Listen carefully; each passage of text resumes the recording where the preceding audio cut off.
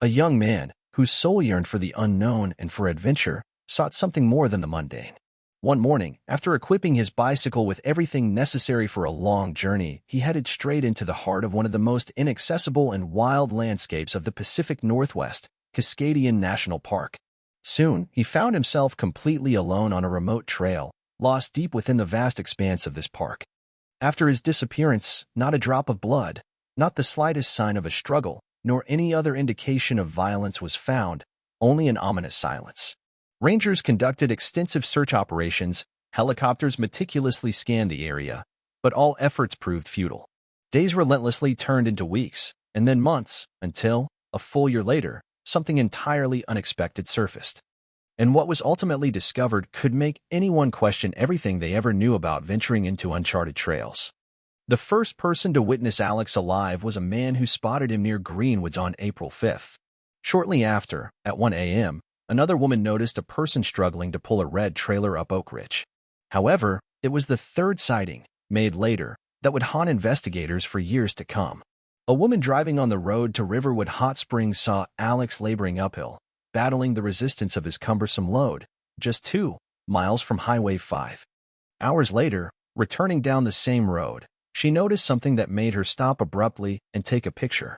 There, at the 6.3-mile mark up the river road, stood Alex's bicycle and trailer, left unattended. The location where the gear was found defied all logical explanation. It was unsuitable for setting up camp, or even for securely hiding a bicycle. All the camping equipment lay exposed, just 10 yards from the road and 20 feet from the turbulent, swift Riverwood River. A plastic tarp was neatly spread on the ground, surrounded by other items, as if someone had methodically organized their belongings. But here's the detail that still sends chills down one's spine. 4 arrows were stuck into the ground, forming a perfect east-to-west line, right next to the tarp. Why would Alex need to stick arrows into the ground like that? Was it some kind of message, a marker for those who might come looking, or something far more sinister and inexplicable? The next morning, April 6th, Rangers arrived at the scene and found the abandoned gear. The bicycle was in perfect condition, tires inflated, with no signs of an accident or fall. Most of Alex's personal belongings remained untouched, giving the impression that he had simply left all his possessions and vanished without a trace into the wilderness. Ranger Mike Smith, assessing the situation, immediately called for backup. A hypothesis emerged that the cyclist might have gone to the river for water and accidentally slipped. The Riverwood River is known for its cold and swift current, fed by melting snow from the Cascade Mountains. In water below 40 degrees Fahrenheit, 4.4 degrees Celsius, a person would have mere minutes, not hours, to survive. However, as rangers began a thorough search of the riverbank, a horrifying realization dawned on them. Alex Gray wasn't just missing. He had disappeared, leaving behind no trace, only a pile of questions and those 4 mysterious arrows that seemed to point to an answer that remained beyond comprehension. According to official regulations, a person cannot be declared missing until their disappearance has been reported. In Alex's case, no one had filed such a report. For 3 long days, his bicycle and gear remained by the river, while rangers merely assumed he had gone on a short hike. It wasn't until April 7th that Ranger Sarah Johnson, conducting a more detailed inspection of Alex's abandoned belongings, discovered a list of phone numbers and contacted his sister, Lisa. This news struck the Gray family like a lightning bolt, plunging them into the deepest shock and despair. Alex's father, David, wasted no time, throwing his wetsuit into his truck and embarking on an arduous overnight drive from Bayview, Oregon. His journey was interrupted in Idaho, where he was pulled over for significant speeding. He was driving at 100 miles per hour, 160 kilometers per hour. When a distraught David explained the situation to the officer, the sympathetic officer let him go with a simple but crucial warning. Just be careful. However, when David and Lisa, Alex's sister, finally arrived at Cascadian National Park, a truly shocking discovery awaited them. An official search for their missing relative had never been initiated. It turned out the park was severely understaffed due to budget cuts. 2/3 of their law enforcement personnel had been reassigned. Furthermore, they already had a plane crash case and another missing person case. Thus, Alex's case was classified as low priority. The family was utterly stunned. In search and rescue operations, time is of the essence, and 5 precious days had already irrevocably slipped away. Without waiting for help, David donned his wetsuit and plunged into the icy waters of the Riverwood River himself. He methodically searched behind waterfalls and beneath logjams where a body could theoretically get trapped. The water was so cold it literally took his breath away, but he kept diving, kept searching, kept clinging to hope. What distressed the family most was the insurmountable bureaucratic machine. Cascadian National Park functioned almost like an independent state. Outside search teams could not assist without official permission. The Coast Guard, whose helicopters could have arrived on site in minutes, was denied. Volunteer K-9 teams were rejected in favor of park-approved teams, which, unfortunately, never materialized. Alex's sister, Emily, finally secured a meeting with Ranger Sarah Johnson. "We, Alex Gray's family, demand an intensive search," she stated resolutely. The ranger merely replied dryly, "Okay." But despite this promise, nothing substantially changed. David, dressed in cotton clothes under a simple PVC rain jacket, continued his search, developing trench foot from constantly wet socks. He pushed through dense thickets of Devil's Club, whose thorns tore his gloves, leaving his hands bloody. But he never complained. Every day he didn't find Alex's body was another day his son could be alive. The longer the search continued, the more unanswered questions arose. Why did Alex plan a trip east to Maine, then suddenly head west without telling anyone his plans? Why did he leave his bicycle in such a conspicuous, open location? And what did those 4 mysterious arrows stuck in the ground signify? From the spot where Alex's bike was found, the Riverwood River flows for 78 miles all the way to the Pacific Ocean. Swiftwater experts claimed that if he had fallen into the water, he wouldn't have drifted far, a maximum of a mile. In April, the river was a deadly trap, fed by melting snow and rushing through a series of dangerous log jams. Volunteers from the Cascade Mountain Rescue finally arrived at the scene almost a week after the bike was discovered. They found evidence that someone had changed from hiking boots to sneakers at the river's edge. On a mossy rock, tracks were observed indicating someone had slipped and fallen into the water approximately 30 yards downstream. They also found signs that a person might have climbed out, but tracking footprints is not an exact science. All these findings were merely educated guesses. The evidence could have been left by anyone, or no one at all. 2 scent dogs detected a smell on a logjam downstream. Their handlers were excited by the potential breakthrough in the investigation. However, when divers repeatedly searched the logjam, they found nothing. The scent could have come from any number of sources washed downstream. David himself dove into all promising locations, not trusting anyone else to be thorough enough. He tied himself to ropes and descended into pools behind waterfalls. He literally bodyboarded down the North Fork of the Riverwood, stopping to search caves and deep pools where a body might get caught. The search was physically destroying him. His body was covered in bruises from constantly hitting boulders. He didn't eat regularly, drank only river water, pushing himself to complete exhaustion, but he couldn't stop. Every pool could hide his son. A pair of Alex's size Burnside shorts was found a couple of miles downstream and sent to the forensic lab in Portland for DNA testing. The DNA test results came back negative. It was another false lead in a case that seemed to consist solely of dead ends and unsolvable mysteries. By this point, the park administration had classified Alex's case as a passive search, meaning no additional resources would be allocated unless entirely new information emerged.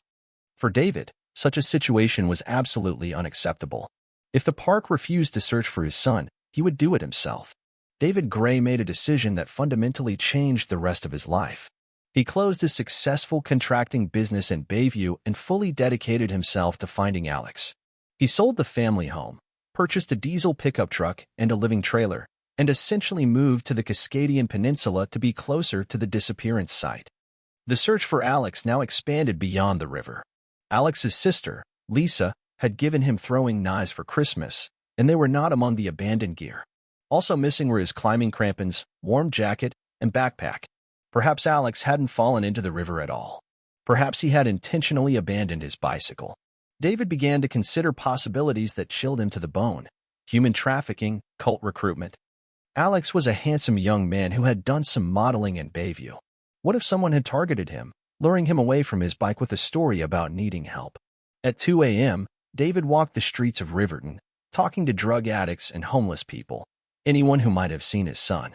Reports of his appearance came in, but none were confirmed. Alex seemed to have vanished into thin air. Lisa shared her theory with her father. She believed Alex was truly lost. She said he didn't know what he wanted to do with his life, where he wanted to go, or who he wanted to be. The state of the world depressed him. Perhaps he had decided to disappear into the wilderness intentionally. The family worried about Alex's mental health. The divorce had hit him hard. He had lost the beloved family home where he grew up. His mother, Maria, noted that he found it difficult to grow up. The cross-country bike tour was supposed to help him find himself, give him direction and purpose. But there were also troubling signs. In a Bible found among Alex's gear, the verse Isaiah 34 verse 14 was circled. Desert creatures will meet with hyenas, and wild goats will bleat to each other. There the night creatures will also repose and find a place of rest. What message was Alex seeking in these bleak verses? David continued to search, continued to hope. He bought a small folding bicycle and took ferries to the Gulf Islands, checking organic farms where Alex might be working under an assumed name. He returned to Riverwood again and again, searching the same 12-mile stretch of river more thoroughly than any mountain waterway had ever been searched. By August 2017, David had been living on the road for months, changing locations on a whim, sleeping in his camper wherever his search led him. What should have been every wealthy person's dream, complete freedom to travel, had become his nightmare. He had lost his son, and nothing else mattered. The August full moon was red, filtered through smoke from massive wildfires drifting from Alberta. David was at a place called The Sanctuary, owned by Bigfoot researchers who had opened their doors to help in the search for Alex. The building was cluttered with gun cases, charging headlamps, and plaster casts of giant footprints.